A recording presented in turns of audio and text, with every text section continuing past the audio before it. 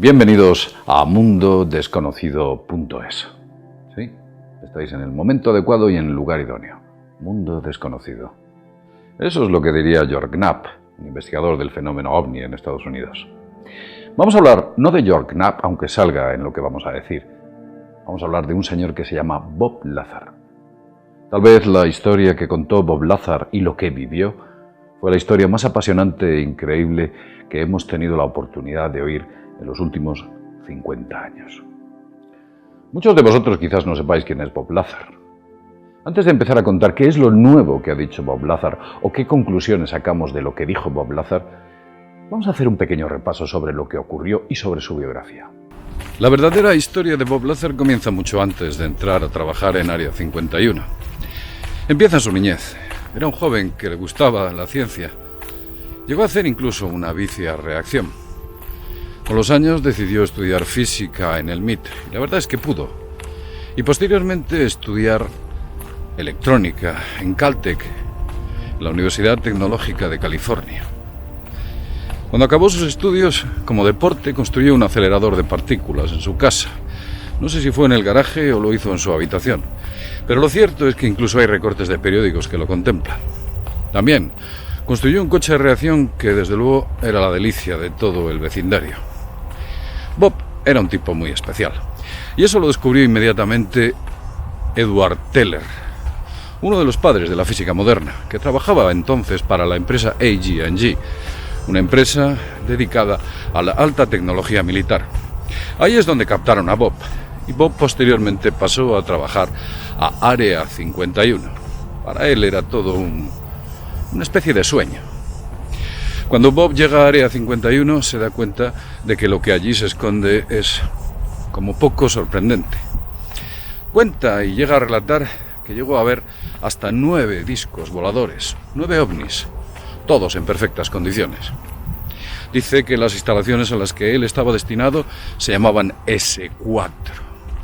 S4 era un punto apartado de Área 51, perfectamente camuflado para evitar las indiscretas miradas de los satélites espía. Y allí, en ese punto, dice que el trabajo era infernal, la presión era constante y digamos que sus jefes no ayudaban mucho a hacer que ese entorno de trabajo fuese mínimamente saludable. Dice que en una ocasión llegó a ser sancionado sencillamente porque se le ocurrió tocar uno de los discos con los que estaba trabajando. Las discusiones y los problemas parecían ser constantes. La función de Bob era muy concreta. Bob tenía que descubrir la fuente de alimentación de esos ovnis, que no era otra cosa más que el llamado elemento 115. El elemento 115 es mucho más que un mito, es una realidad. Hoy en día creo que se llama el moscovio. Fue descubierto en el año 2004, 15 años después de que Bob hablara de ello. Fue descubierto por un equipo conjuntamente entre rusos y norteamericanos. Qué curioso. Lo que pasa es que el elemento 115, y según ellos, solamente es estable durante medio segundo. Bob dice que las esquirlas de ese elemento que tiene dentro de Área 51, o el elemento 115 que hay en Área 51, es perfectamente estable. En 1989 decide dejar las instalaciones y comunicar al mundo a través de una emisora local que había por entonces en Las Vegas y creo que sigue hoy en día también funcionando. Concretamente todos los detalles sobre las actividades que desarrolla dentro de Área 51. En aquellas declaraciones es entrevistado por un conocido periodista y ufólogo, George Knapp, y digamos que recientemente Bob Lazar ha efectuado unas nuevas e interesantes declaraciones que han aparecido en un fantástico documental titulado Bob Lazar, Área 51 y los platillos volantes, dirigido por Jeremy Kenyon. Jeremy Kenyon, la verdad es que hace un trabajo increíble. Es un documental que podéis ver en Netflix, si tenéis Netflix, o bueno, pues intentar ver este documental porque es sencillamente fantástico. Bien, en varias entrevistas de radio que he tenido la oportunidad de escuchar, algunas de 2 horas de duración, también entrega una serie de nuevos datos sobre los controvertidos temas de los que habla Bob Lazar. Si usted me pregunta si creo o no creo en Bob, yo le diría que sí. Me parece un hombre honesto, tiene mucho que perder y muy poco que ganar, como así ha sido. Son muchos los problemas que le ha producido esto. Recordemos que el FBI y una serie de grupos parecidos a los GEOs que hay en Estados Unidos llamados los SWAT ya en 2 ocasiones han entrado en su casa con técnicos de desactivación, técnicos de riesgo biológico, con ingenieros de computación para duplicar sus discos duros, para hacerse con toda la información y todo alegando única y exclusivamente que este señor tenía unas facturas de un antiguo cliente que de manera no demasiado legal compró unos productos químicos de la empresa de distribución de productos químicos que tiene. Un tanto extraño. Nadie lleva a un equipo de los GEOs o un equipo de los SWAT para buscar una factura. Pues eso es lo que hicieron con Bob. Y ya ha sido en 2 ocasiones. Si Bob Lazar miente, la Academia tiene que entregarle un Oscar, ya que a mi juicio sería el mejor actor del mundo. Vamos, ha mentido a su madre, ha mentido a su mujer, ha mentido a todo el mundo, a sus amigos durante 30 años y nunca ha dicho algo por lo que se pueda decir que se ha contradicho. Básicamente todas las declaraciones que ha dicho Bob Lazar durante todo este tiempo han sido ciertas. De hecho, Bob Lazar fue sometido por un importante personaje de la policía que se dedica a a utilizar la llamada máquina de la verdad, el polígrafo. Y las declaraciones de esta persona fueron que Bob Lazar está diciendo la verdad después de pasar la prueba del polígrafo.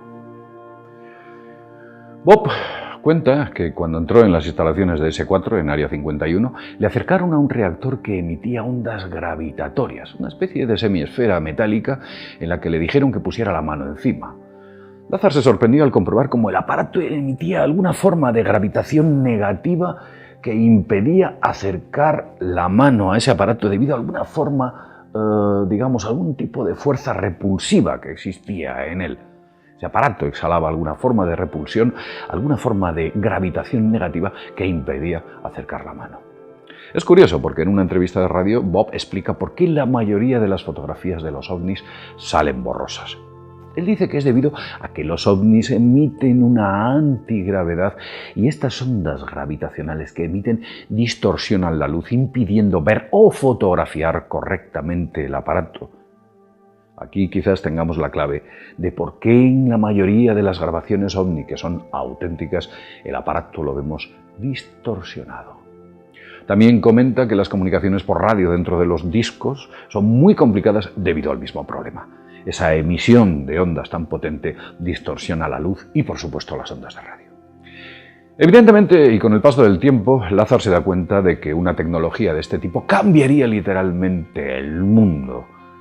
La política de nuestro planeta, la economía del planeta, toda la tecnología que conocemos sería distinta. Digamos que esto lo cambiaría todo. Bob cuenta que nunca llegó a ver a los humanoides, pero relata que una vez durante medio segundo, según era conducido a unas instalaciones dentro de S4, le pareció ver a través de una cristalera y con el rabillo del ojo a unos tipos con bata blanca que parecían hablar con alguien pequeño y con largos brazos que estaba sentado en una pequeña silla. A Bob no le permitían mirar a todos los lados. El seguimiento era absolutamente estricto y el entorno de trabajo era, como dijo él, infernal.